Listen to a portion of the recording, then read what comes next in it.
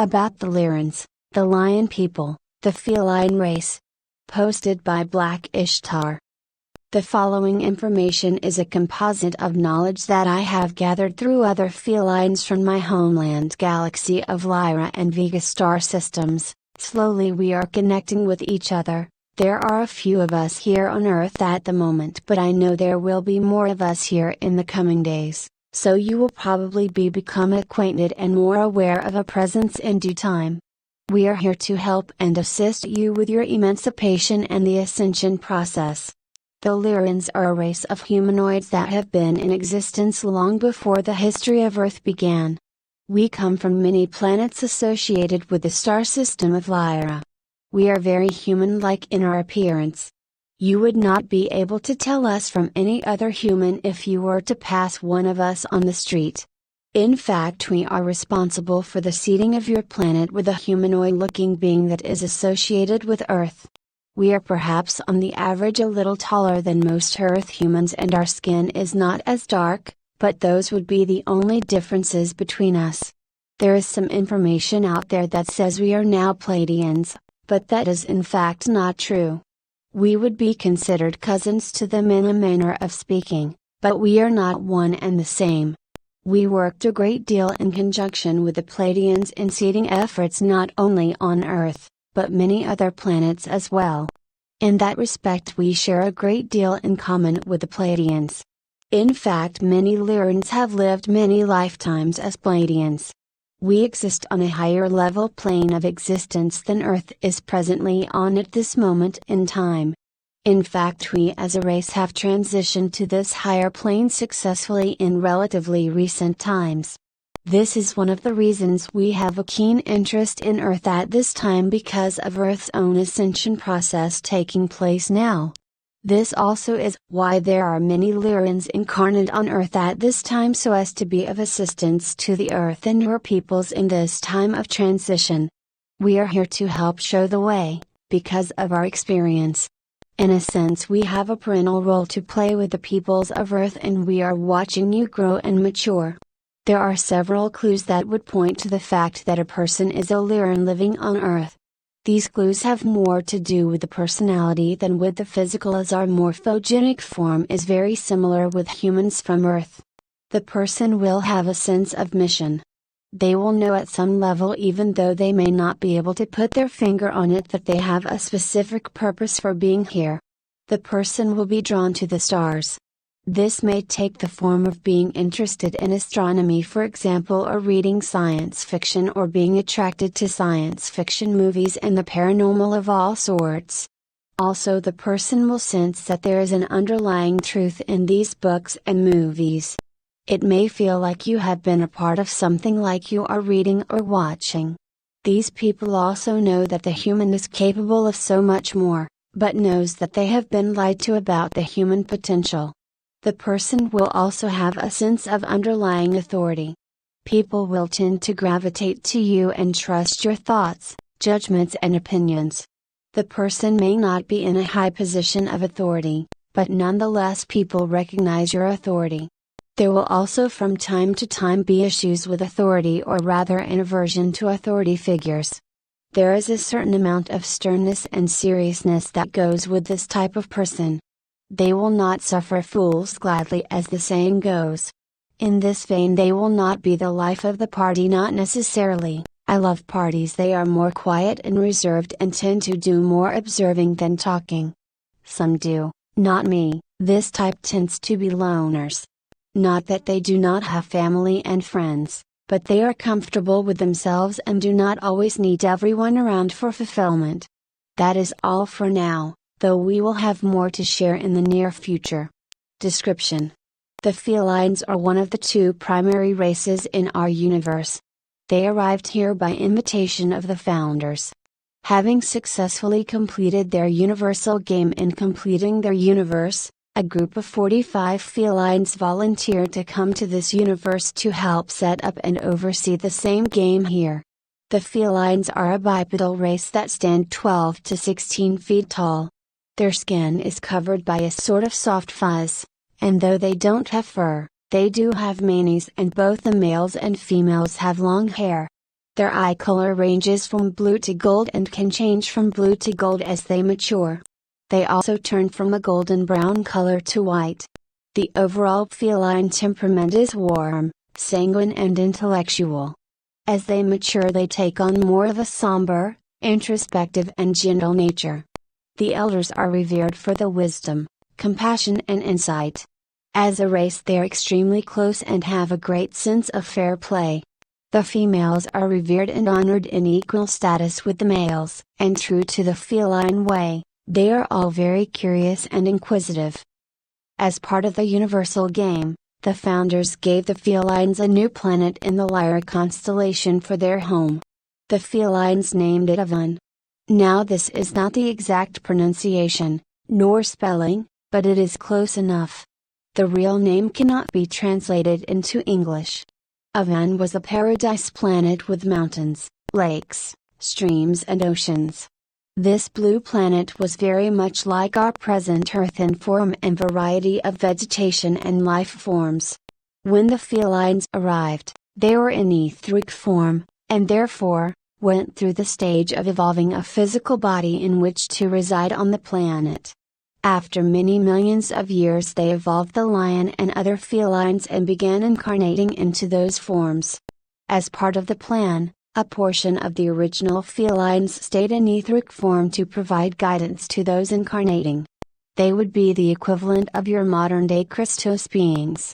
Remember, this was a 3D planet and once the etheric felines incarnated they would fall under the veil of amnesia that is part of the workings of a 3D planet of free will. As time passed, and through countless incarnation cycles, the felines evolved a line of felines that walked upright and retained the consciousness of their etheric counterparts thanks to the periodic incarnations of some of the etheric felines, and DNA from a bipedal mammal similar to the ape, that was evolving on the planet as well. With the DNA from the ape-like mammal the felines were able to take on a more human-like body while retaining most of the facial features and other characteristics of the feline. It was from this crossing when it reached a certain stage that the genetic line known as the Royal Line of Avon, or House of Avon, came into being. The etheric felines would continue to take turns incarnating to provide not only DNA upgrading, but teaching and training in higher dimensional principles lest their planet-bound brothers and sisters get stuck in the non-sentient animal incarnation cycle. As you can see, the felines evolved on Avon in much the same manner as humans evolved here on Earth. The only difference is that the humans did get stuck in the animal cycle. More on that later. In time the conscious felines grew large enough in number to take on the responsibilities of planetary guardians of their home world. They continued to evolve and eventually developed the technology for space travel and then warp technology. Their etheric brothers and sisters continued to act as their guides. Many among them became geneticists of feline speciality and began helping to develop life forms of various kinds for planets and stars in the universe. Some among them became great space explorers and scientists of various kinds. It was during this stage in their development that the felines would turn their attention to that bipedal mammal they owed so much to, and begin a program of genetic crossing and upgrading that would give them a soul and, in the process create a new species that would become known as the humans. After numerous crossings and genetic upgrades, the Adamic human was made. There were two strains, the red-headed strain being the more outgoing and energetic, and the platinum blonde strain being the more gentle-natured and introspective. After many thousands of years of continued careful crossing breeding, the feline, human hybrids began to be more common in the royal line of the felines, the House of Avon, than the purebred felines were. Yet, this was the plan. In time the purebred felines would become the ancient ancestors of the humans with only their genetic traits as a reminder of the connection between them. And though the genetic relationship between the felines and humans has been forgotten by modern man, the felines remain in our consciousness as a regal creature, worthy of our respect and love. The felines remain the loving and supportive guardians of their genetic offspring, the humans. They have continued in this role through time and all dimensions of the universal game.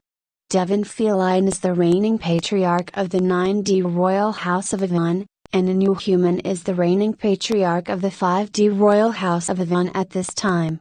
After the Lyran Wars, our homeworld was one of the last standing against the old empire, the Ananuki, that took and devastated many systems.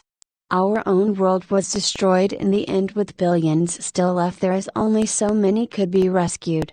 We were taken into many systems. Pleiades, the blonde-haired Nordic-looking Pleiadians are the Lyrian ones, as well as Sirius, and Andromeda, and other systems as well. We exist in higher dimensions in these other systems as I have been shown living in a crystal city in the Pleiadian one once while doing a mediation. We are aspects of our higher selves, and on assignments. Lyran history. From what I've learned about these beautiful and optimistic peoples, this is the history of the Lyran, vegan race.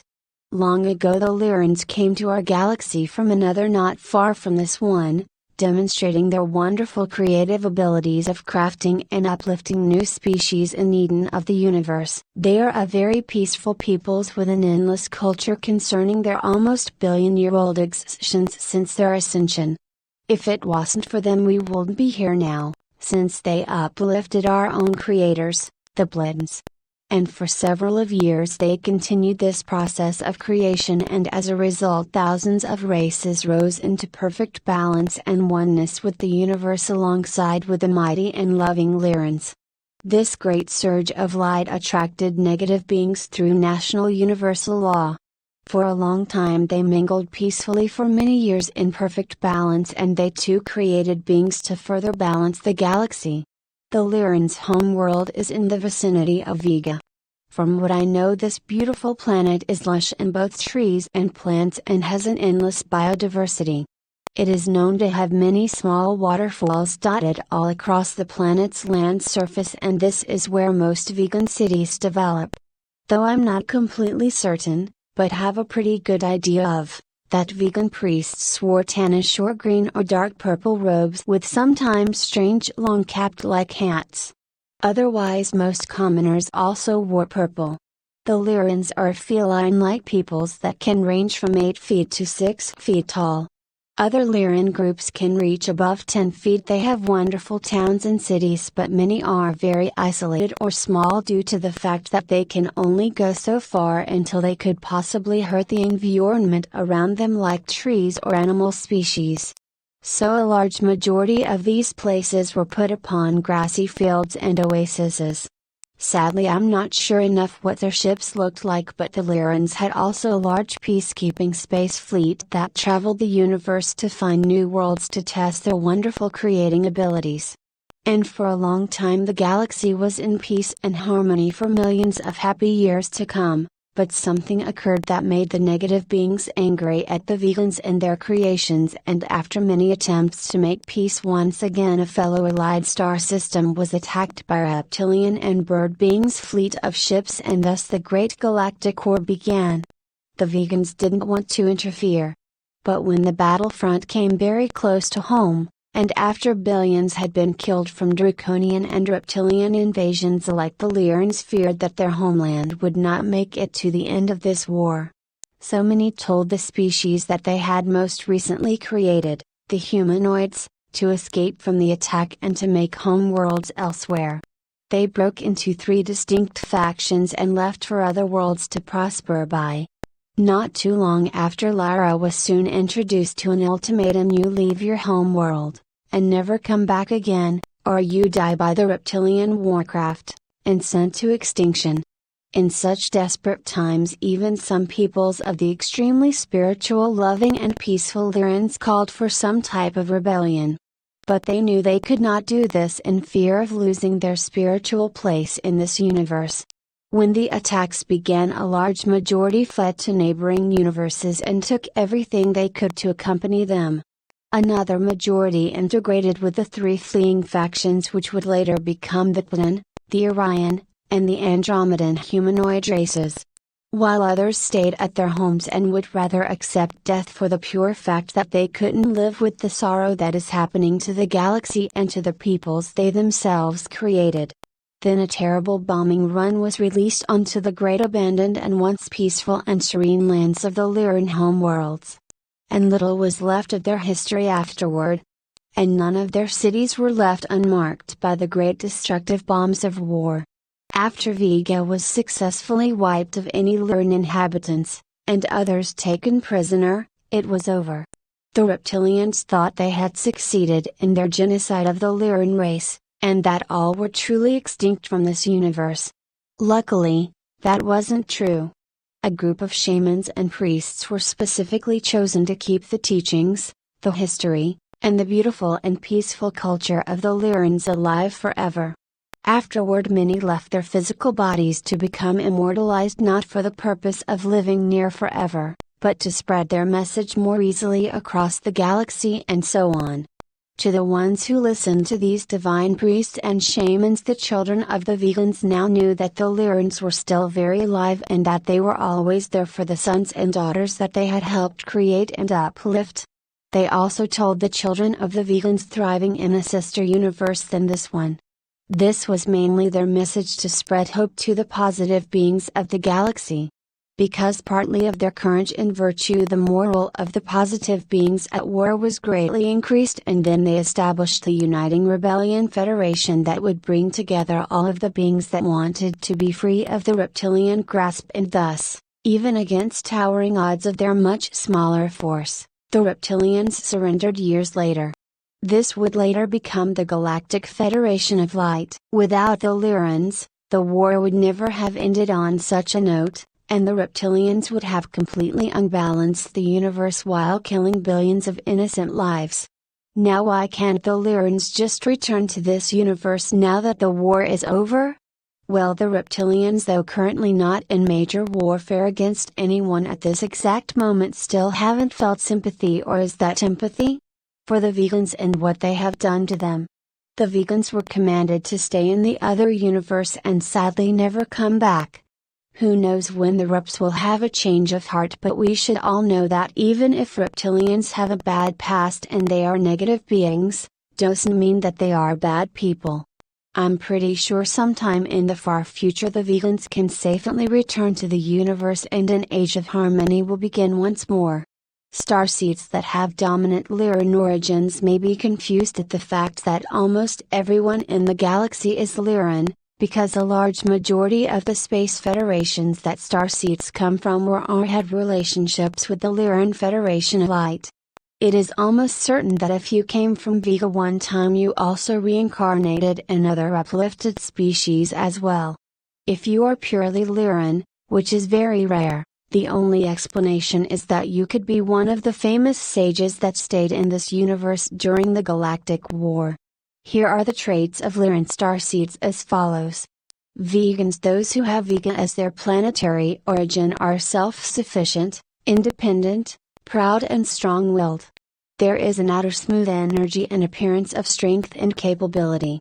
Those from Vega tend to be knowledgeable in a wide variety of areas. They may be trivia collectors for information concerning their areas of interest.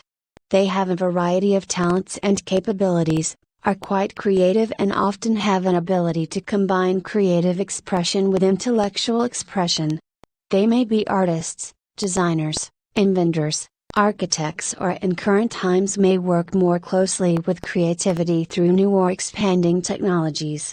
Their methods of working with technology will differ from many, as it is based more on feeling than on intellectual understanding. They do well at beginning projects, but less well at completing them. There may be lessons to aid vegans in learning self-discipline and willpower, or they may surround themselves with others who are supportive and will aid in the completion of projects and ideas. Those from Vega are travelers who seek variety, challenge and understanding of the many questions they have within. They may become bored easily.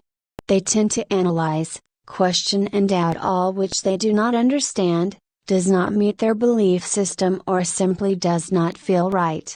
Although quite willing to learn, change and grow, Vegans need understanding to occur on an inner level to allow opening within for change to occur. This understanding will not be of a practical, logical nature. It will be an inner comprehension that will be more a feeling that leads to knowing instead of a technical understanding. Most from Vega have a strong sense of responsibility, nurturing and caring. They may find fulfillment in working with children, those who are ill or in need of care and support. At times, however, they may be overly responsible for others, and may need to remind themselves of the importance of teaching responsibility, as well as being responsible. They may need to work with developing a stronger sense of feeling the integrity of others, as they may find themselves taken advantage of due to their caring nature. They may find others attracted to their understanding energy, and may be approached in many situations by others wishing to share personal problems. It should be noted that few from Vega are themselves willing to share personal details with others, unless trust is first established. Vegans have healing abilities, and may have an affinity for stones and crystals. Many from Vega work in caring for others in the area of health care, either physical, mental, as teachers or in areas which allow freedom of creative expression. They have a strong need for time alone, privacy, and freedom from restrictions. It is important that they be shown appreciation for what is done for others. Those in personal relationships with vegans may at times be in need of more attention, and may feel somewhat neglected, due to their many interests and areas of focus. They may become so involved with caring for others, that they neglect personal needs and personal relationships. Starseed Origins. Much love to you all, Ishtar. An insight into the Lion People Part 2. The next Lion Man who one will quote from is a white lion man called Devon. He is one of the heads of the Galactic Federation. The information was channeled via Jalila Star, who is a lion woman incarnation from the 9th dimension, and is the spokesperson for the Nibiru Council on Earth. The article mentions the importance of Nibiru in Earth's ascension. Nibiru is a planet that is home to the lion people and many other races. Greetings. It fills my heart with so much joy to reconnect with you. My communication today is from myself and fellow 9D Nibiruans, your ancient ancestors, as well as the 5D Nibiruans, your parents. For those who are not familiar with either, a brief introduction follows. Who are the 5D Nibiruans? The Nibiruans are peoples from the planet Nibiru and the ones who created your physical form more than 262,000 years ago.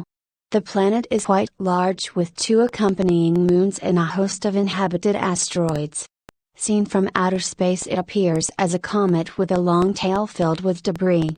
That debris is actually 2 moons and a host of asteroids, motherships and spacecraft owned and inhabited by your galactic family.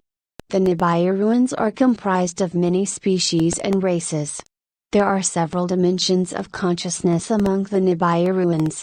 One could say the average level of consciousness within the general society is 5D, with their spiritual community being 6D. This due to the fact that the planet acts as a base of operation for the many worlds involved in the grand experiment on Earth. Though Nibiruans are diverse in race, culture and consciousness, they are united in their understanding of Earth and her role in the universe. Who are the 9D Nibiruans? I include myself in this group, are 9th dimensional time travelers and time healers from the ancient worlds of Lyra, Alpha Draconi, and Orion. We are grid workers and template makers who travel the timelines, interjecting ourselves at various points in order to help alter future events, always with the intent of keeping an ascension process on track. Having done so, we are genetically related to the peoples of many worlds beyond Lyra, Orion and Alpha Draconi. These include, but are not limited to, the worlds of Sirius A, B, and C, Arcturus, Andromeda, and the Pleiades. We call ourselves Nibiruans for several reasons. First, they are our descendants. Second, Our current project involves the ascension of their child race. Third and most importantly, this ascension could bring about the end of our universal game of soul evolution. The Nibiruans, being multiracial, created you with all the DNA codes of all species involved in the grand experiment of polarity integration, the universal game of soul evolution grand experiment. This means that along with becoming a new member of the galactic community, you also shoulder the responsibility of showing others how to achieve integration. As such, your graduation requires that you attain a level of consciousness beyond that of previous ascending worlds. With such an important and divine destiny, the highest and most experienced guidance is required. Since Nibiru is the location of your parent race and the home base for the grand experiment, we use their name in our title when communicating with you. As stated previously, Nibiru's society could be considered fifth dimensional with a sixth dimensional spiritual community. Nibiru's activities as a field office for the Galactic Federation of Worlds brought them to the awareness of their spiritual responsibilities as your parent race and as a command post for your grand experiment. Nibiru's spiritual community comprises individuals from every walk of life, including those in industry, science, politics, military and its royal ruling family. We in the ninth dimension communicate with members of Nibiru's spiritual community and leadership. What is our agenda? Speaking for all Nibiruans, ancient and otherwise, our agenda has and will continue to be that of guiding you through your ascension and graduation into the galactic community. To understand current and future plans, we must first review past efforts. Grid work, templates and tools. We began our final phase of assistance in 1996 with the launch of Project Earthshift. Through this project we assisted you in establishing a fifth dimensional grid and later a ninth dimensional grid in 2001. Our efforts consisted of laying the groundwork so that when the moment came, you could make a new choice that resulted in the creation of a new grid of consciousness. Our groundwork was mainly grid work, laying energetic grid lines via those Nibiruans who had incarnated, or walked in, on Earth. Also included was template work wherein we assisted our people in making new choices in response to ancient issues, all of which would impact future events all the way to the end of 2012. There is much more to this than we can address in this message. In addition to grid and template work, we provided the tools that would enable you to recompile all 12 DNA strands and restore your former abilities. Authors note the Nibiruans shared reports on their work through articles on our website at www.nibiruancouncil.com. Our current plan is simple. We will continue to maintain the 5D and 9D grids while fine-tuning their templates in order to ensure the best possible outcomes to events they are meant to influence. These include but are not limited to the minimization of Earth changes, the demise of old global political, financial and industrial systems and the establishment of new ones. This will require a new round of template making workshops to be held in specific locations.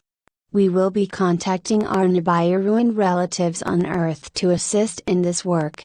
Chances are if you are reading this article, you are Nibiruan, or connected to someone who is.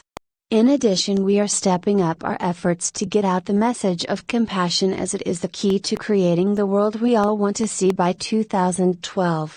To this end, we will continue to influence the dreams of writers and musicians, leading to a collaborative creation of new movies and music about Nibiru and 12-strand DNA. Our people on Earth will begin traveling again, sharing the message of Nibiru and the return of mankind's parent race. We realize that those who wish to keep you disempowered will also step up their efforts to discredit us. We cannot and will not stop them, as it is all part of the ascension process. You must learn to use your discernment and decide whose message you will heed. In closing, the days are growing shorter till Nibiru reappears in your sky. Take this time to complete your emotional clearing. With our reappearance, and Earth's journey across the galactic equator, A new era begins. We the Nibiruans, your parents and ancient ancestors, look forward to welcoming you home and into the galactic community. Remember, you are the hope of the universe and the answer to our prayers. In service, Devon, head of the 9D Nibiruan Council, through Ishtar. Here is some more information on Devon, authored by Ishtar. Devon is the reigning patriarch of the royal house of Avon. He took on this role when our father, Shambhala, died during the First Great War on our home planet of Avon, in the Vega star system of Lyra. As such, this makes him the 9th dimensional head of the Nibiruan Council, taking over that post from our father as well. In this capacity, he resides as head of the council that oversees the intergalactic Nibiruan Council's activities in regards to Earth's ascension plan, as well as the evolutionary plans of other planetary schools in our galaxy and universe. Devon is a member of other federations beyond our Galactic Federation. You could liken him to a kindly king of a powerful country who is involved in the affairs of other countries, offering leadership skills and assistance of all kinds. Devon has many soul fragments, multidimensional selves on other dimensions and lifetimes. A few of these lifetimes have been on Earth. One in particular was during the time of Camelot and Avalon, the lifetime that many say was not real, but we know differently.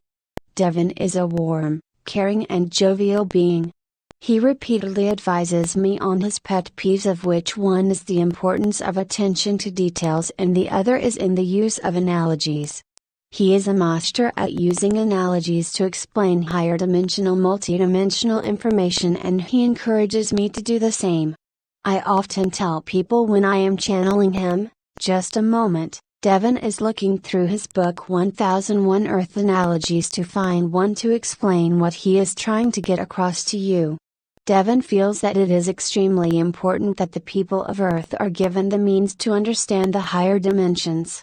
He knows that they need to be prepared to become members of the galactic community and, therefore, takes it upon himself to provide analogies to help them understand universal information. And, in case you are wondering, he nags other members of our council here on Earth to do the same.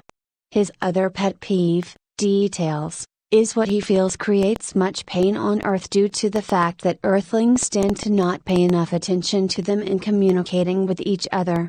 He harps on details because, he says, the lack of details in communication helped bring on the First Great War that killed my father, Shambhala. Devon is my brother on the 9th dimension, and while I am on Earth, he is my guide. Devon and I made this arrangement before I left to come to Earth in 1992. He chose to stay home and assist me from that end, therefore, he is not incarnate on Earth, though some of his multidimensional selves are, and I have met one of them. The final lion person who I shall quote from is one of the heads of Genetics, Joycia, who has a base with other higher dimensional lion people around the planet of Saturn. The quote is taken from the book We Are the Nibiruans, authored by Ishtar. Greetings, beloved ones of Earth. I am Joycia, Chief Genetics Engineer from Siriusa in service to the Nibiruan Council of the Galactic Federation. To you I bring wonderful news. You are now ready to 1. Activate the production of hormone of compassion. 2. Receive the realignment and fusion of your 12 strands of DNA by removing the implants from your astral bodies. 3. Reconnect those 12 strands into your physical body's endocrine systems through your 12 crown chakras crystals. 4.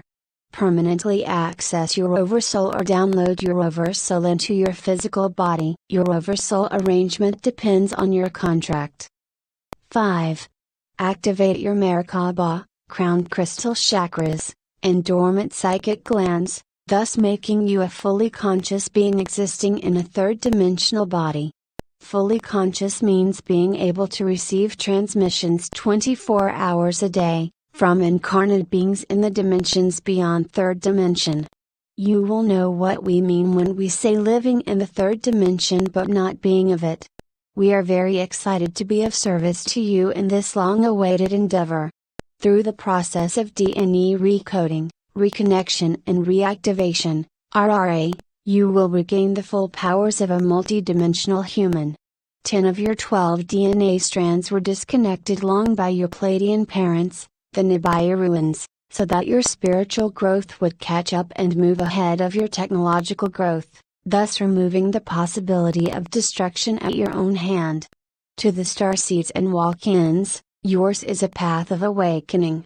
You came from the future back into the past to affect the outcome of earthly events and assist the heirs to the planet the Earth-Syrians. This, of course, means accepting your soul contract for your lifetime and fulfilling it. And that concludes my quoting from Lion People.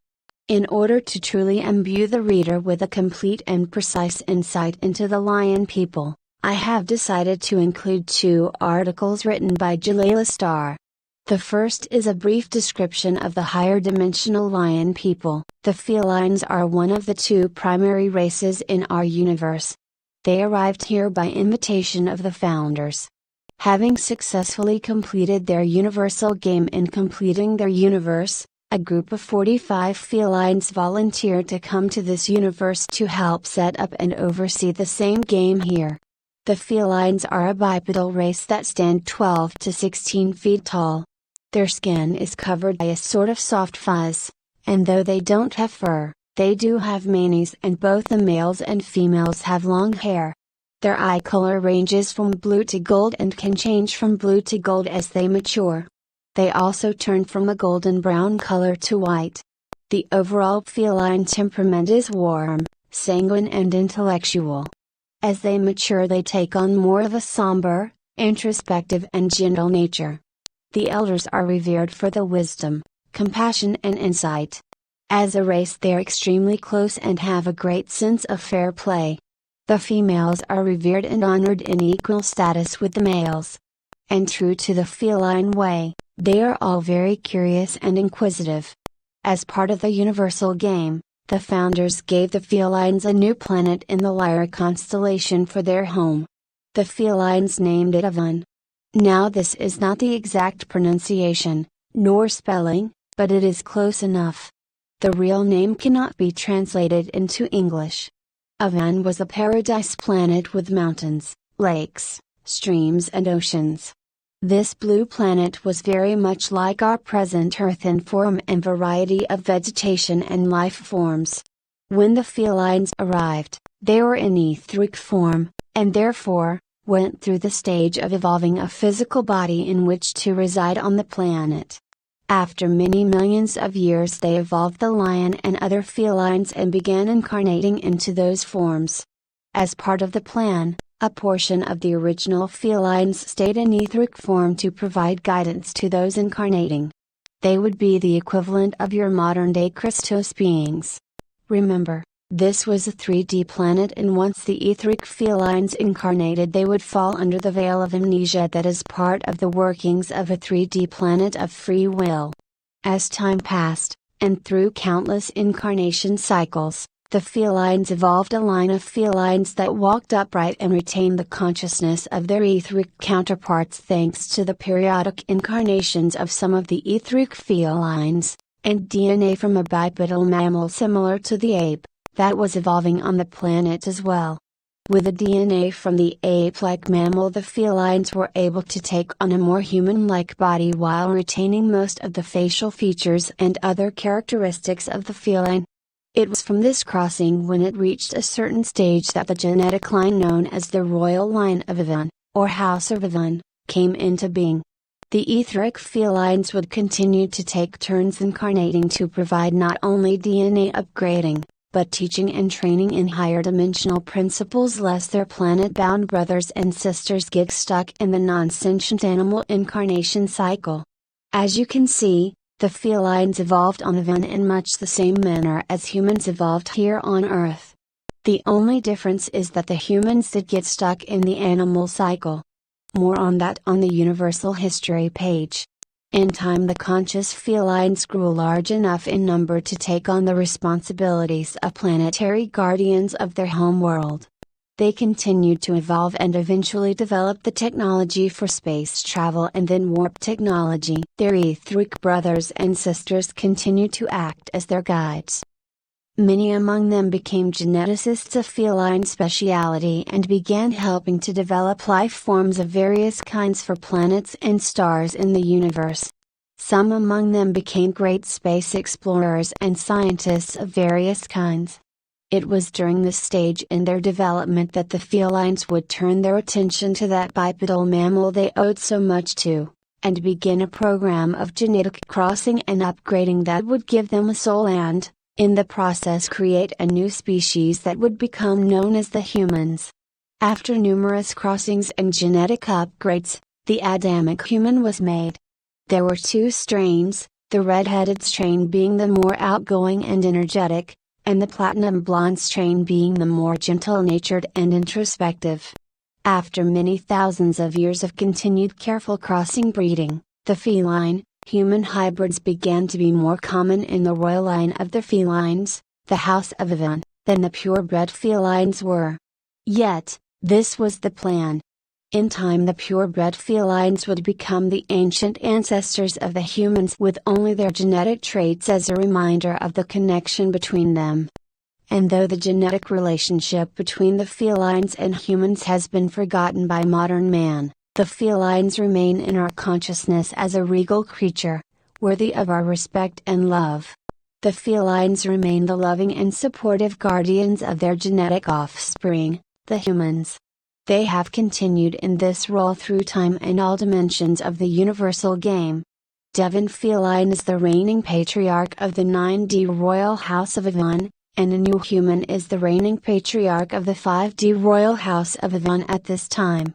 And the final article which I shall include is a description of the three most major planetary systems which involves the lion people in one way or another and other races, most notably the humans, reptilians, and bird people. Long ago, before time as we know it began, there were the founders of the universe, highly evolved souls that had already completed many universal games. Being creator gods, they decided to create a universe of their own. As the 12 came together, they were faced with the question of which game to choose so that the souls created in, or coming to, their new universe could spiritually evolve. And spiritual evolution is what every soul desires. Finally, after much consideration, they chose the game known as polarity integration. This game is one of many that involves the integration of the light and the dark developed by Divine Creator in order to experience all that he or she is. Now that the choice of games had been made, they knew they would need to have individuals experienced in this game to assist them in the development of the game in their new universe, individuals who would agree to become a part of it and see it through to its completion. So the founders put out a call to all souls in all universes that had completed at least one polarity integration game. Their call was answered by 90 individuals, highly evolved souls that had just recently completed that game and were looking for another place to go in order to continue their spiritual evolution. This group of 90 was made up of 45 Carians and 45 Felines. They arrived in this our present universe and began meeting with the founders to set up the game. The group of 90 elected one of their own to sit on the Founders' Council to act as a liaison between their group and the founders. The one chosen is known to us as Devon. Devon's real name is Devane, was the patriarch of the feline group family. The Carians were given a planet in the Orion constellation as their new home while the Felines were given a planet in the Lyra constellation for theirs. So the group of 90 divided and went to their respective planets to begin the game. The Carians would represent the dark and the Felines would represent the light. In time both had evolved physical forms in which to incarnate so that they could walk upon the surface of their planetary homes. Both established pure royal lines within their ever-growing race. In time, both crossbred into other life forms on their planetary homes to create a new race of beings. And then, when that new race had become an established part of their respective societies, the Carian, reptilians arrived in the Lyra constellation and colonized a neighboring planet of the feline, humans. In doing so, they were now ready for the first grand experiment of integration. We call it the first Earth Grand Experiment.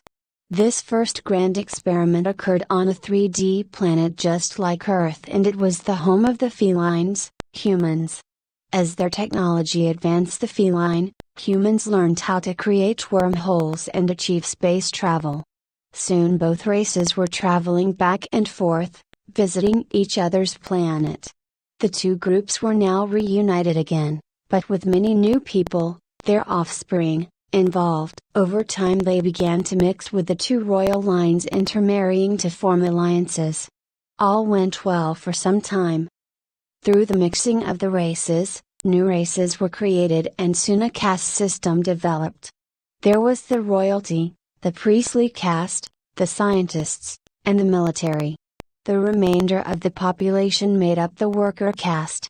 I am still not completely clear as to all that transpired to create the rift between the two royal families that brought about the first great galactic war, but I do know this: it was due to a lack of communication involving some details. Someone communicated with someone else regarding something but neglected to include all the details. I am told it was regarding an alliance. They were not completely clear on the details of the agreement. So feelings were hurt, leading to feelings of mistrust, and then it began to steamroll with the feline, humans launching the first attack against their reptilian neighbors. Backing up a bit, before the Great Galactic War, there were some minor wars of a much smaller scale between the two houses.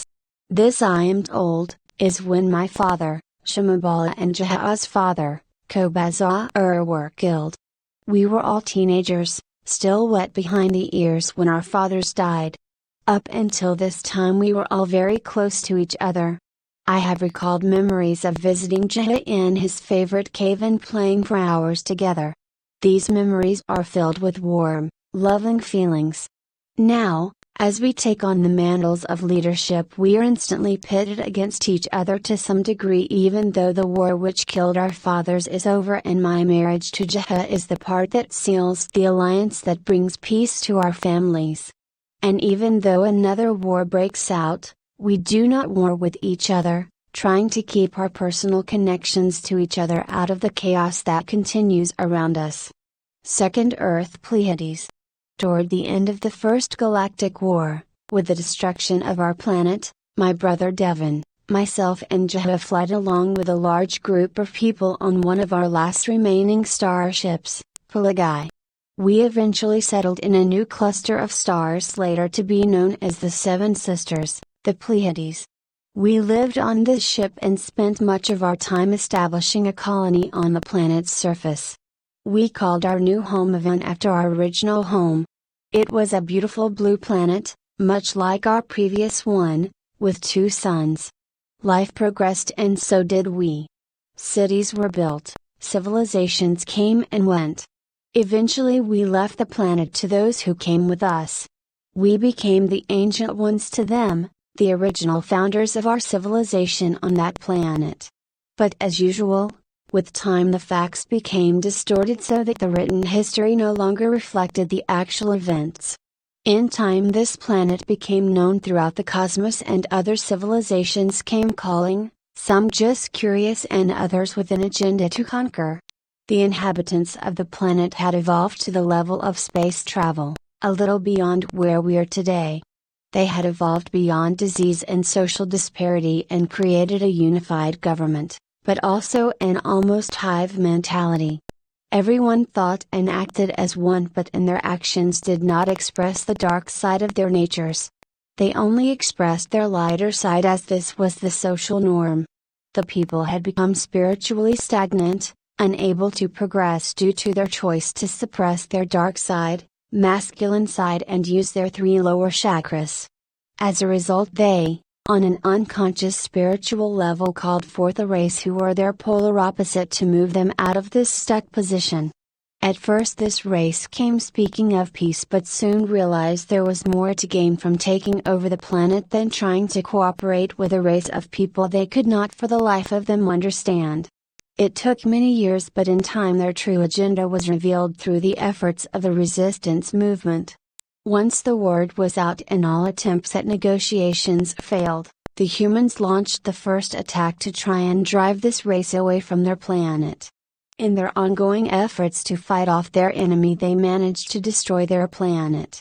The survivors fled to many places in the galaxy and eventually established colonies on other planets. Third Earth, Pleiades, our current Earth. So here we are today, in another ascension process. The first two Earths never made it through an ascension. I believe that many of us here on Earth today were on the one or both of the previous Earth experiments. And due to the wisdom we have accumulated from our experiences, will successfully ascend ourselves, Earth's people and the planet. What we lacked before was compassion and acceptance of others different from ourselves. We have learned that polarizing to the light or the dark does not allow us to feel compassion and maintain peace. Only by integrating the light and dark within us and their corresponding manifestations in our realities we will be able to complete the third grand experiment successfully, with the planet intact and all the races involved that much further along their spiritual paths. Excellent confirmation of this was provided with an outrageously informative and phenomenally spectacular 80s cartoon known as the Thundercats. Indeed, many readers may recall the sight of the great red-headed lion man, Lino waving his sword of omens, and his fingers over the nose talking cat, Snarf. Or the fat, corpulent reptilian Slith who spoke with a reptilian lisp. Interestingly, the main writer of the Thundercats is another star, by the name of Ishtar. And when the Thundercats fled their destroyed planet, Thundra, they did so in a vast spaceship. They arrived on a planet called Third Earth. And the Thundercats, who primarily consisted of a lion man, a tiger man, a cheetah woman, and a panther man, were followed by a group of so-called mutants who traveled in warships. They were mostly reptilian humanoids. Later in the series, there was an exceedingly clever character featured known as the Vulture Man. He became the reptilians' greatest asset. Again, this was superb confirmation of the themes just outlined. So, to recapitulate the theme of the article, there are quite clearly an advanced race of sentient, humanoid felines in the universe. And, furthermore, such beings obviously are fundamentally connected to humans. Though the purpose of this article was to provide an insight into the lion people, perhaps one has provided an even greater insight into humans and their current situation, and indeed other galactic beings too. A final note, as if to take the piss, synchronicity speaking, I came across a hilarious article in a paper today, so ludicrous that I will refrain from mentioning names for the sake of not wanting to humiliate the author of the article, who may well deeply regret the words written in the years to come. Basically, it was the usual close-minded, ultra-skeptical, prevailing mentality amongst so-called academics and scientists. The article preposterously and ridiculously pontificated that the most terrifying possibility was that we are alone in the universe. I nearly spat my breakfast out with disgust. And, the basis for such an erroneous conclusion was that there is not a shred of evidence which proves the existence of extraterrestrial life.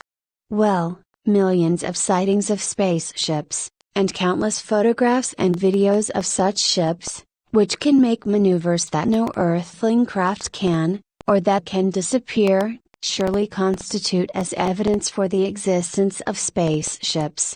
After all, the sight of an airplane proves the existence of an airplane, so why does the sight of a spaceship not prove the existence of a spaceship? And, furthermore, to use the close-minded one's own contradictory and nonsensical so-called logic, are we to believe that because a human has wrote an article it proves the existence of either he or she? If we are, then, may I be so outrageously bold as to say, that could we not apply the same definition of proof to our feline friends, just this once?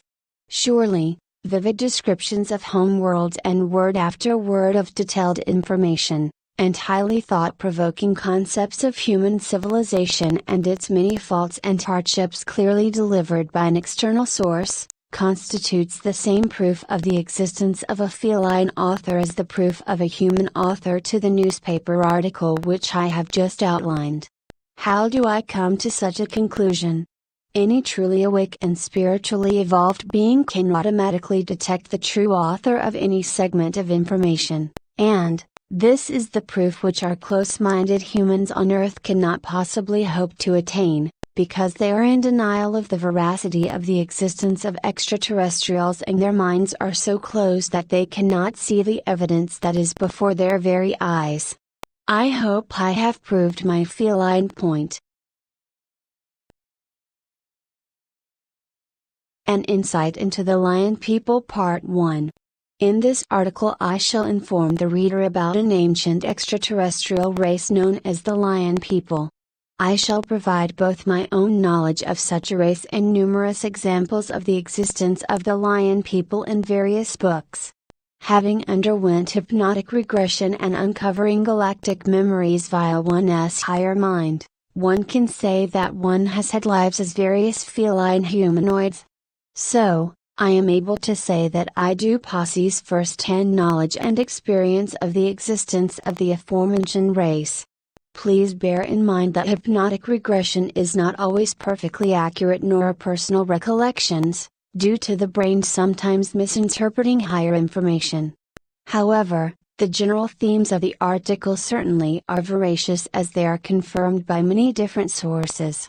My most notable feline incarnations took place in the constellations of Lyra, Sirius, and the Pleiades. Indeed, my first life in this universe was as a lion woman. I have vivid recollections of the Lyran homeworld. It was a planet of pink grass, purple skies and a vast blue sun. The buildings were mostly dome-shaped and there were many crystal cities. Also, there were butterflies as big as vultures, and they were rainbow-colored. Such a planet was, however, destroyed in a brutal galactic war. My Syrian incarnation was on a planet with two suns, one blue and one yellow. The grass was both purple and blue and the sky a combination of green and pink. I was a lion woman in that life and I was a Galactic Federation teacher who taught reptilian and lion children. One of my feline incarnations in the Pleiades was as a lion man prince and I was born on a spaceship. I had to travel the universe and act as a diplomat, for I was a Federation member once again and I had many encounters with reptilian Draconian Empire members. Oh, yes, and under regression, I uncovered that I was a hybrid on one planet in the Pleiades. I was half lion and half lizard, due to a lizard man and a lion woman intermixing. And I even traveled to Earth in Egyptian times in one of my lion man incarnations. There are many feline humanoids in the universe, however, the most popular and original genetic strain of feline humanoids were the lion people. The lion people generally were sandy in color and mainly had golden or red hair coupled with blue or orange eyes. Other feline humanoids are variations of the lion people. The lion people are exceptionally benevolent beings, highly intelligent and creative. They are also immensely strong. They can be great galactic warriors when they have to be, and the only battles they fight is to either protect themselves or other beings in the universe. There are tiger people, panther people, cheetah people, leopard people, lynx people, and exotic cat people which resemble nothing on Earth. An example of this is a strain of feline humanoids which have cat features but which possess triangular markings and are blue in color. The cat people, originally arrived from another universe with a group of bird people. And the two races went on to create other races in this universe. Most notably the feline people created humans in the constellation of Lyra, some 8 million years ago, and the bird people had created reptilian humanoids many millions of years earlier, as I chronicle in my Reptilian, Human Galactic History and Current Situation article. Now then, forgive my brief digression. The lion people, and when I say lion people, I include all strains of feline humanoids, who are variations of the lion people, eventually settled in Sirius after a brutal galactic war with reptilian humanoids and bird humanoids which resulted in the devastation of the humans' home planets in Lyra. Though, during their galactic travels the lion people had colonized other worlds, most notably in the Pleiades. The lion people eventually colonized a planet that orbited the great Sirius Ishtar in the constellation of Canis Major. On this heavenly planet of transcendental magnificence, the felines delightfully and tranquilly basked in the picturesque glory of their divine planet. Their society was a world of peace, benevolence, and understanding for their fellow beings. There was no wars, sickness, disease, perversion, greed, avarice, or any of the hideous darkness which is often found on Earth. The lion people, who sought to share their divinity with others, helped to form the Galactic Federation with various galactic humans 4.5 million years ago. Being the good-hearted felines that they are, they did not want to hoard their godly way of living to their one planet. As I said, their desire to share their benignity and benevolence with others, resulted in them doing just that. And, so, many lion people eventually traveled to Earth, approximately 1 million years ago. And, during such a time, Earth had been invaded by reptilians from the Draconian Empire. A war ensued between the felines and the reptilians once again.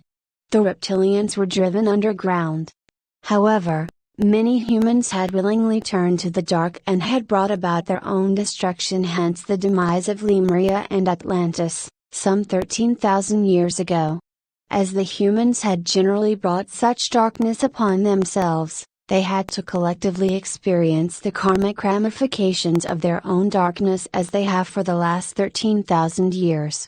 Despite this, however, the lion people still worked with earthlings who sought to better themselves both spiritually and physically, as did galactic humans who were closer comrades of the lion people. The evidence for the lion people can be found in Egyptian hieroglyphics and statues and stories of Egyptian gods and goddess. Some notable examples of this are the great feline humanoid goddess, Bastet, and her lion sun god, Mos. Other Egyptian examples of lion people gods and goddess are Sekhmet, Wajet, Sekhmet, and Tefnut. Furthermore, the evidence can be found with modern-day experiences too. In this section of the article, I would like to acquaint the reader with a brief overview of the overwhelmingly substantiating evidence for the existence of the lion people in channeled books. I say evidence, obviously in the sense of confirmation. The first channeled book to mention the lion people was, of course, The Lion People, authored and channeled by Murray Hope. In such a book, the channeler receives messages from a race of lion people. One will quote from a passage based upon the lion people themselves, delivered by a lion man called Kani. Once upon a time there was, still is, and will be for eons, a solar system that you in your inner time have named Sirius, after its major visible star. Over vast periods on inner time there have been changes in both the stars and planets in this binary system. But my tale concerns one particular era when a race of beings dwelled on one small planet. As you see this system at present, there are two suns, one small and one large, but this was not always so. There was a time when the smaller star was a yellow sun, not unlike your own luminary, and it was this star sun that was orbited by the planet which our species developed. In this cool, well-irrigated and highly verdant land there evolved a race of beings whom, for want of a better name, we shall call Pascats. Our days and nights, however, were very different from yours. We had periods, call them days if you like, that were moderately light and bright, depending on the position of the second star sun before it collapsed. There were other very bright days indeed during the light of the blue-white star sun when we were often unable to leave our homes, and also periods of great darkness when everything withdrew into a long sleep or hibernation. I am from a tribe or group known as the Caridal. There were 4 basic tribes or races on my old planet, each having its own specific role or duty. As we all understood the principles of archetypical expression and the coming and going of the psyche or essence fragment, there were no bad relations or feelings of resentment between the races. The Caridal were rulers and philosophers, the Orethidal were warriors and protectors, the Petri were creative artists, artisans and skilled workers, and the Eta were the general folk who fitted in anywhere and who were very, very strong physically. Our race evolved from a specific cosmic impulse which produces a specific evolutionary strain or genotype. This primary impulse formulated the genetic code that shaped us in the species that we ultimately became. For your visualization, the nearest description would be a feline genus appearing as a cross between one of your domestic cat and the lion family, but our features are more refined. Our jaws are less elongated and our ears less rounded than your lion's. We stand erect on 2 legs as tall or taller than yourselves, our bodies having been adapted to this posture over a long period of time. The males of our species are manned, but not our females. Our paws have also evolved to a more useful shape over long periods of adaptation.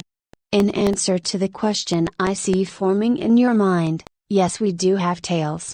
We were distinguishable by our color and eyes. My tribe were brownish or fawn in color with bright blue eyes. The warriors were orange-eyed and sandy in hue, like your lions or marmalade casts.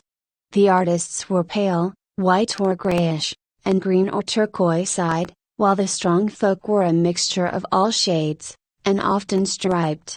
When we first started our course of evolution we were fur-covered, but later we clothed ourselves for decoration rather than modesty. Our planet was very sparsely inhabited, only certain parts of it being warm enough to live in. One of these belts of vegetation was quite lush, while the other was similar in parts to the temperature of northern Europe. Our bodies had evolved to accommodate the temperatures encountered on our native planet, so we managed well.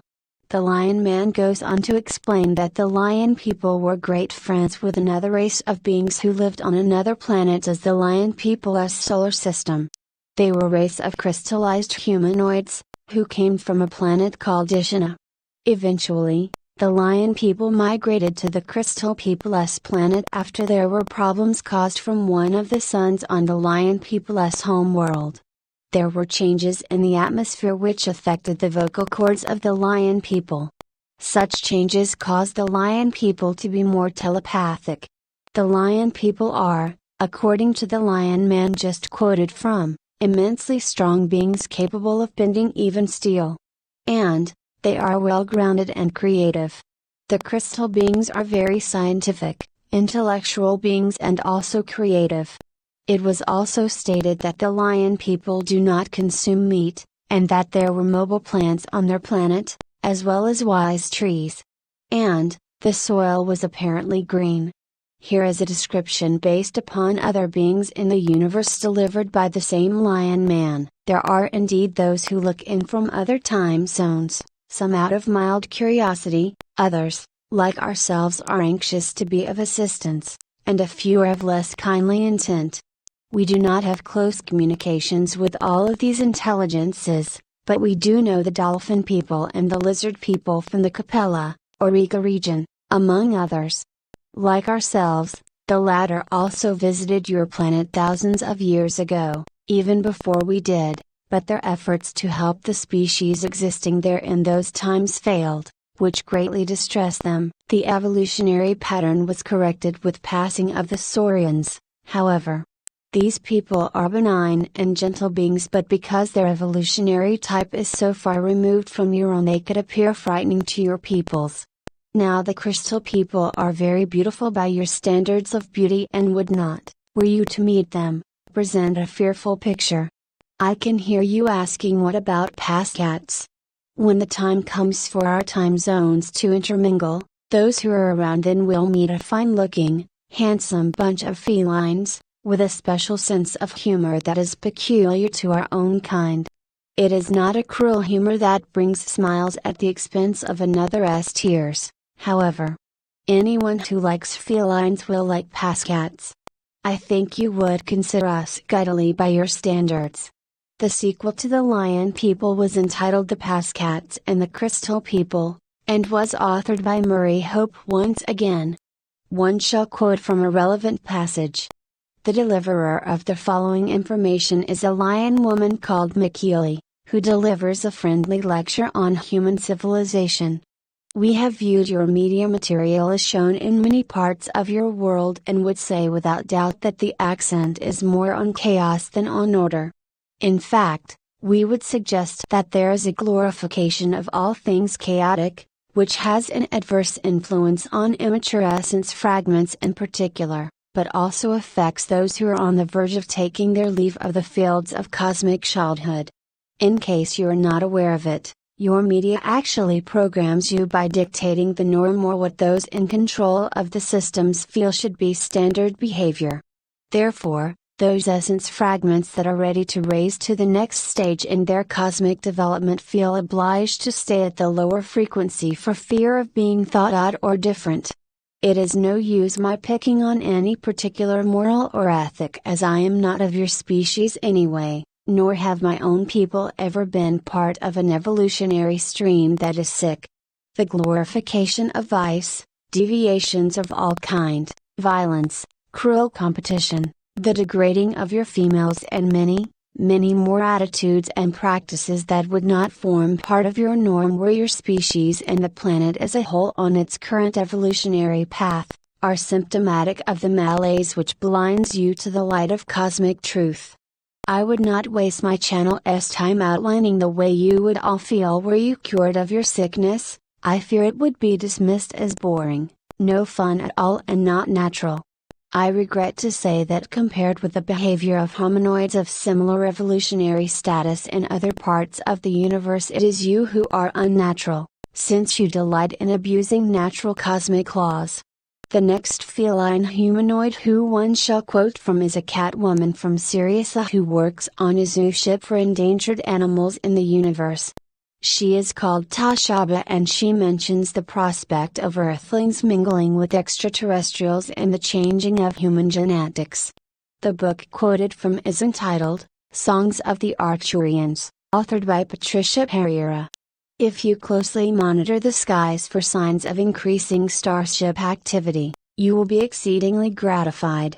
Earth herself glimmers ever so much brighter now that the melodious tones of her pulsating energies are beginning to adjust to the more delicate vibrato of the sweeter celestial hums. I purr in my realization of that which is absolute. I note, to a dawning future and visualize the people coming upon the starships. I am able to clearly see that there will come a time when we will welcome you among us. By the loving touch that is, I do embrace the universe of my birth. By the sparkling lights of the galaxy that is my home do I send my delight forth as a gift to you. DNA patterns basic to all planetary life are really third-dimensional projections of fourth-dimensional ethereally aligned light. As a physical being, your primary tendency is to view yourself as something that can be seen, felt, and heard, a specialized assortment of bone, sinew, and the like. Nevertheless, the basic ingredient from which you are formed is essence of soul. You are a spiritual being temporarily residing in a physical body maintained by an astral body, an emotional body, a causal body, a mental body, and a succession of continuously refining elements quite beyond our ability to adequately describe. DNA helix strand are the glue that attaches your physical body's cells to your light energies, or spiritual substance. Your physical body is patterned on a reflection of your spirit body. Does it not stand to reason that your human body was fashioned upon structures of light?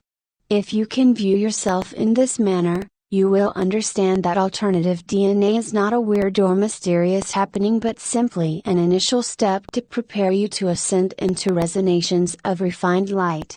The miraculous feat of providing a spiritual being with a material body is accomplished by downloading etheric DNA graphics into a sort of third-dimensional holographic printout. To aid in understanding the dynamics of this unique process, simply imagine an extraterrestrial humanoid figure shaped from light. When this image is clearly defined, surround your creation with a physical body. Behold! You have created a human being. Many multidimensional telepaths have received the following information in preparation for ascension. The human body will be provided with an additional 12 or 13 DNA strands. The expanding number of physical strands marks the beginning phase of your physical merger into contours of light. The third strand will provide you with the Christ essence, a cosmic indicator that, as soul, will give you the ability to ascend into matter at will and to reascend as spiritual light. This strand is a multidimensional ladder you will use to limb up and out of your physical body, enter and pass through your astral body, and exit into the realms where you will permanently integrate your light or spiritual body.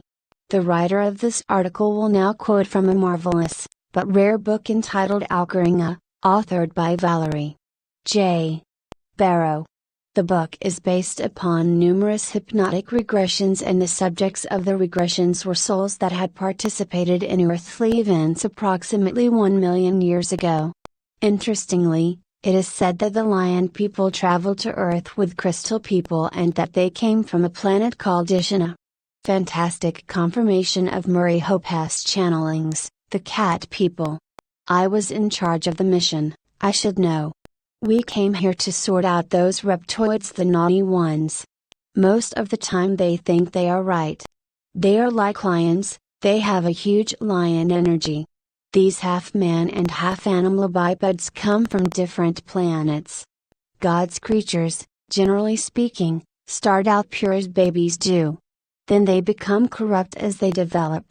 We, on the other hand, are devoid of all evil.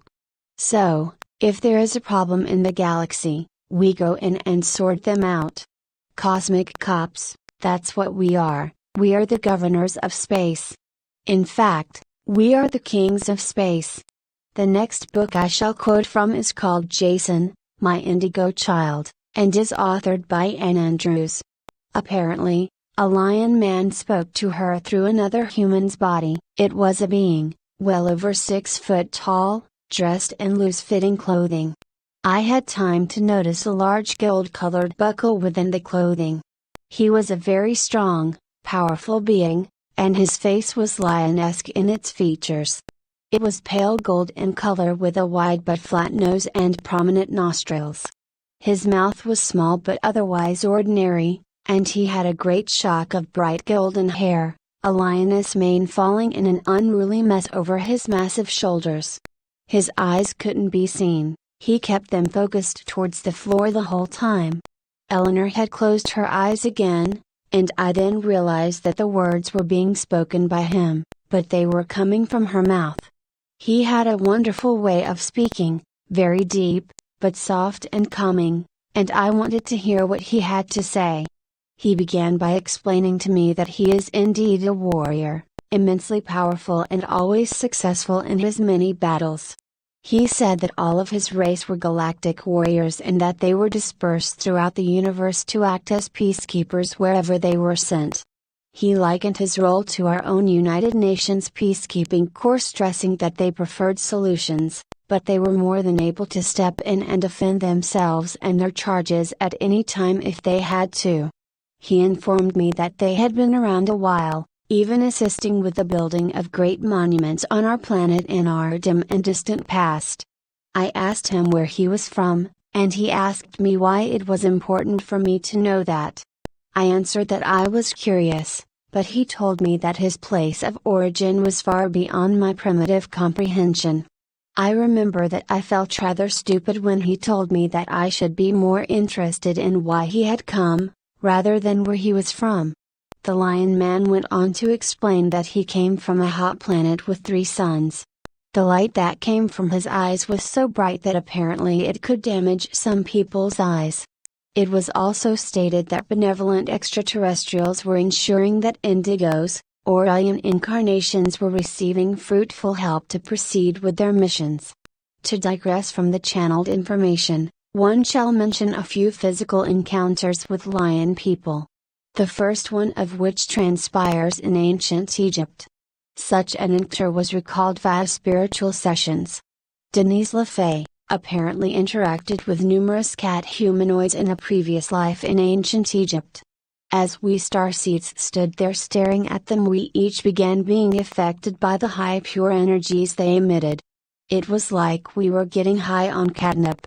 We all started shuffling around, giggling quietly and grinning like fools. The 3 star beings kept glancing over their shoulders at us and frowning at us, which meant, "Remember what we told you earlier about how to behave around them?" But it was hopeless. We were already intoxicated by the magnificent feline elders, and the 3 of them knew we'd be affected exactly like that. As we starseeds stood there staring at them, we each began being affected by the high pure energies they emitted. It was like we were getting high on catnip. We all started shuffling around, giggling quietly and grinning like fools. The 3 star beings kept glancing over their shoulders at us and frowning at us, which meant, "Remember what we told you earlier about how to behave around them?" But it was hopeless. We were already intoxicated by the magnificent feline elders, and the 3 of them knew we'd be affected exactly like that. After a few moments of the 3 star beings talking with the elder lion beings, they told us we could slowly and quietly come closer to them. We all shuffled forward like we were 6 years old, giggling, shy, but falling in love with them more and more each minute.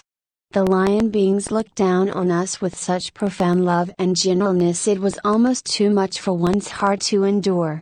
They were our ancient beloved grandparents from Sirius, and we starseeds fell deeply in love with each of them that day. These giant lion beings from Sirius opened their arms to us starseeds, and we all fell into them and almost melted. We fawned, we petted, we cried, we attached ourselves to each of them.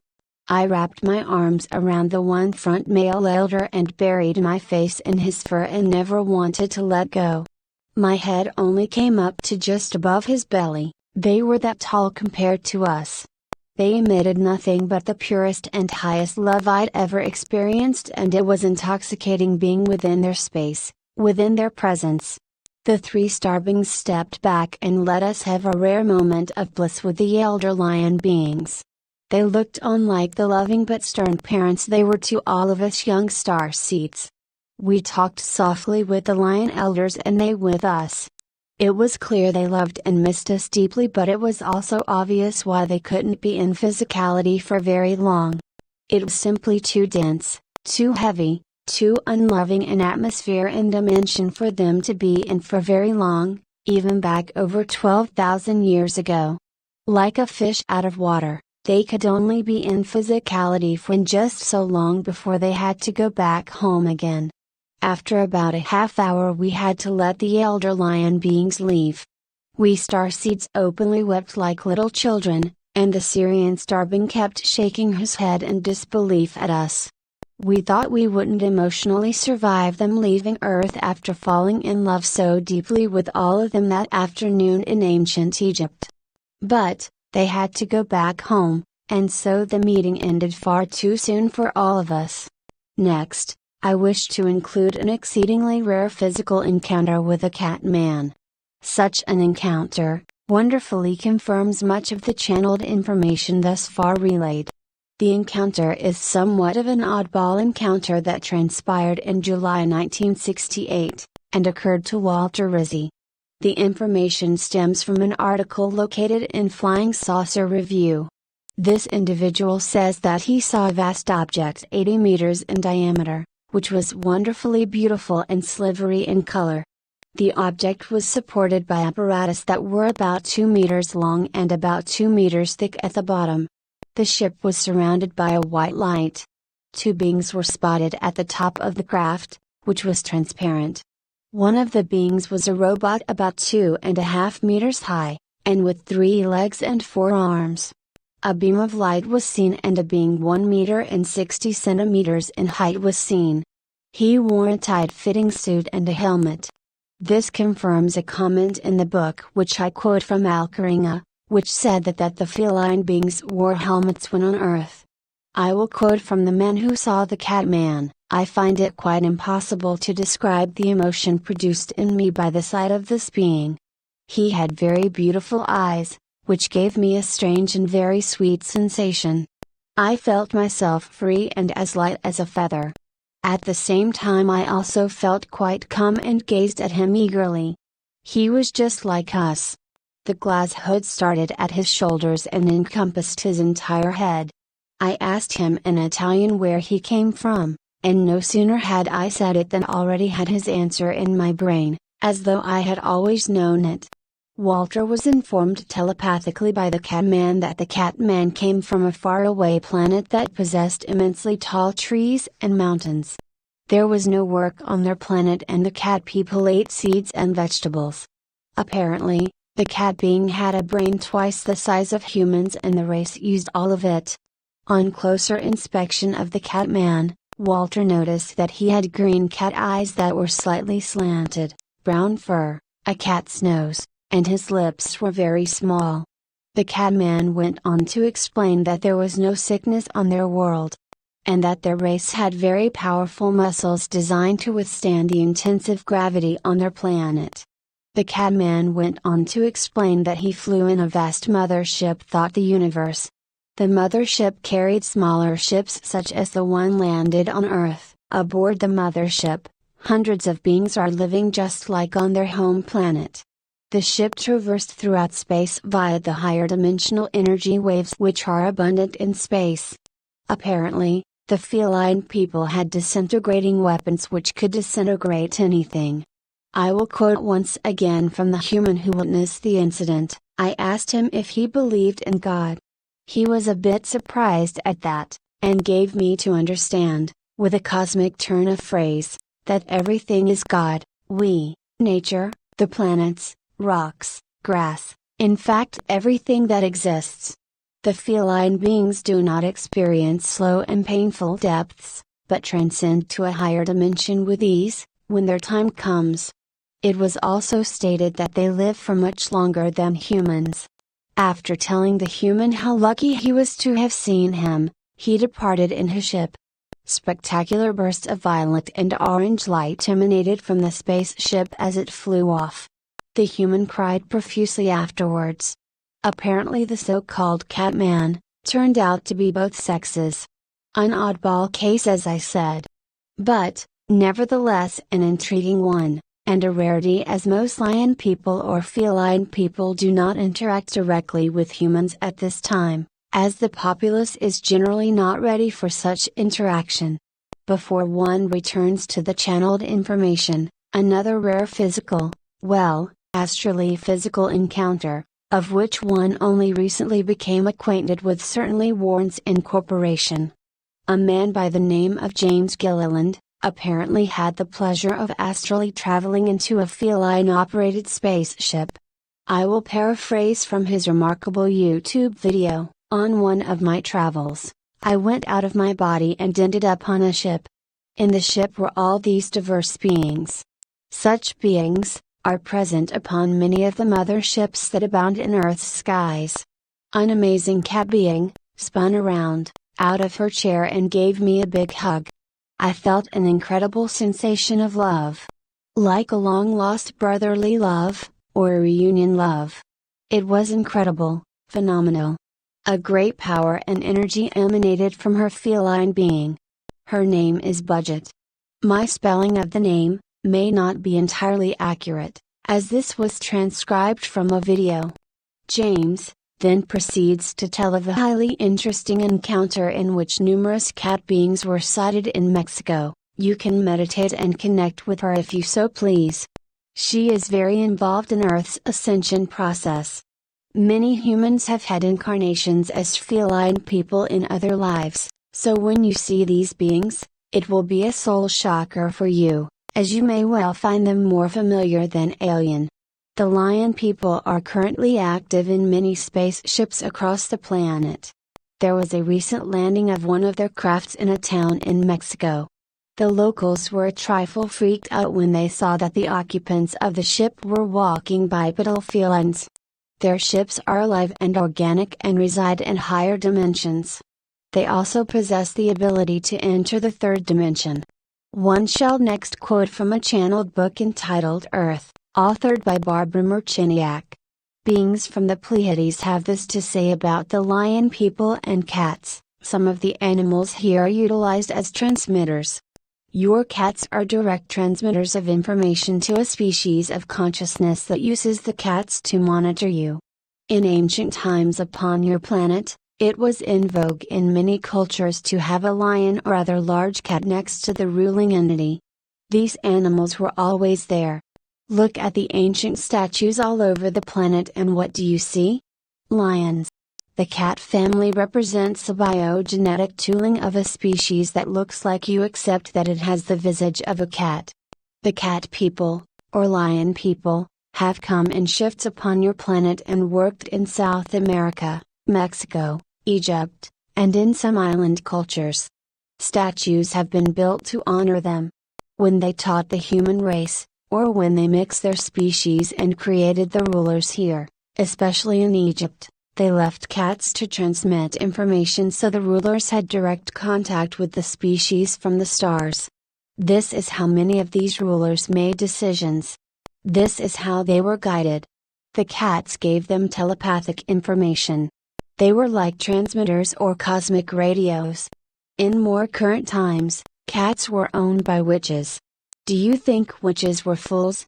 The cats were links to other realms. When energy that is not so uplifted comes in, cats can intercept it and alter the vibration. Now many of you have little cats in your houses that transmit much information to you. However, in this time period, you are not generally working with this kind of information. The cats are guardians and assistants for you, great companions of comfort. The next book which I will quote from is You Are Becoming a Galactic Human, authored by Sheldon Neidl, is based upon galactic humans in Sirius B and their interpretation of the lion people. A Syrian called Washta explains about the lion people. Sirius A has 3 planets which are inhabited by non-human creatures. Their creatures are fully conscious beings and are similar in stature to that of a 7 to 8 foot lion.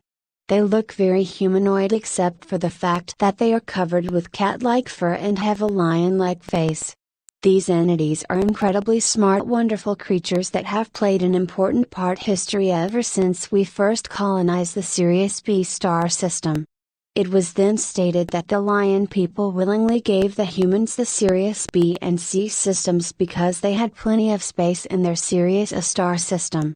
The colonization of the humans' worlds occurred 4.3 million years ago. In another book by Sheldon Neidl entitled Your First Contact, it is mentioned that lion people who call themselves the Pascats, meaning warriors from heaven, reside in the Sirius A system. This is excellent confirmation of Murray Hope's books and channeled information. As is the following information. Carolyn Evers channels a lion woman called Lydia the Pascat. A physical description was given of her and apparently she has cat-like ears, brown fur, a cat nose, and mouth, and delightful green eyes with a golden tinge to them. She also has a gorgeous tail, and her fur glistens. Obviously she has a humanoid body, as all the lion people do. She was described as being very pretty and clever, by her own admission. We, lion people, are very brave, courageous and loving beings. We have soft fur and lioness faces. Most of us are fawn color. We have a great interest in Earth and humanity. It is desired that as many Earthlings as possible move to higher dimensions. The Creator is based on love. In 2012, there will be an influx of energy from the Source, which will travel through a black hole in the center of the universe. Earth will be completely changed. Science and spirituality are seen as one on our world. On your world they are not. Earth shall align with the Galactic Center in 2012. You must think beyond what you know and you will have unlimited potential. This article is continued in an insight into the Lion People Part 2.